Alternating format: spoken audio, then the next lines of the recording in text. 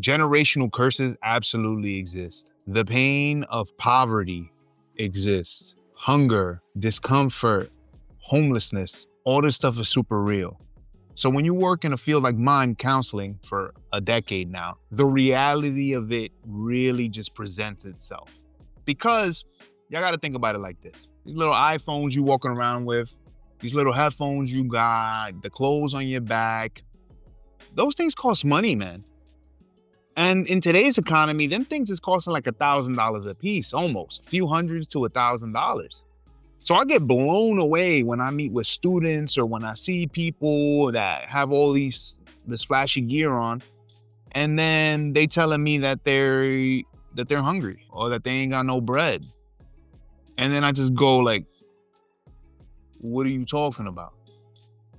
Maybe it's just the frame of our current society and the frame of our current minds. But I'm telling y'all right now, these things are not necessities. And it's just scary that it's just starting to feel like that. Like you feel like you always have to get the newest phone. You feel like you have to get the newest J's. You feel like you have to do this.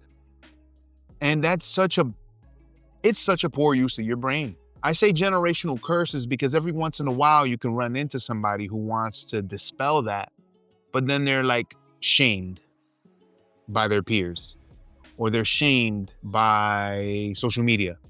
Who, let me tell you the truth, social media is becoming its own entity. The opinion of social media matters, especially in a world like ours where it's omnipresent and you need to account for how things look through the eyes of social media as well as the people around you. So when you're a poor kid, it's hard, man. I'm gonna tell you a little story. When I was growing up in the Bronx, if you had some Air Maxes and you had a nice little polo shirt, maybe went to the African spot under the train and got some nice fake True Religion jeans, but they look real enough, you were fly. Oh, you had a fitted? A gray brim? Bruh. You had money. You looked good, right? You were passable. Nowadays, what are these students spending to look fly? Designer clothes? $1,000 shirts and jeans? It's absurd, the things that I see. And then I'm seeing family income and I'm like, what are you wearing? The priorities of our society and the priorities of the people around us is out of whack. So I'm gonna chalk that up to the curse, because I'm gonna tell you, people who come from decent money, not everybody, let's clear that up, but people who come from money that understand how to make money, like how to make money, those people, they don't get caught up on all this BS. Somebody there is drawing the line. It was hard. It was a hard day. Some difficult conversations. You know, all I'm left with is hope that a young person that I talked to today maybe takes some advice that I gave and my perspective and my shift in their mindset. You already know I'm gonna throw that in there. But that shift there to go and do the right thing for themselves. That's the one element that a lot of people forget about, is you have to take into consideration your future family.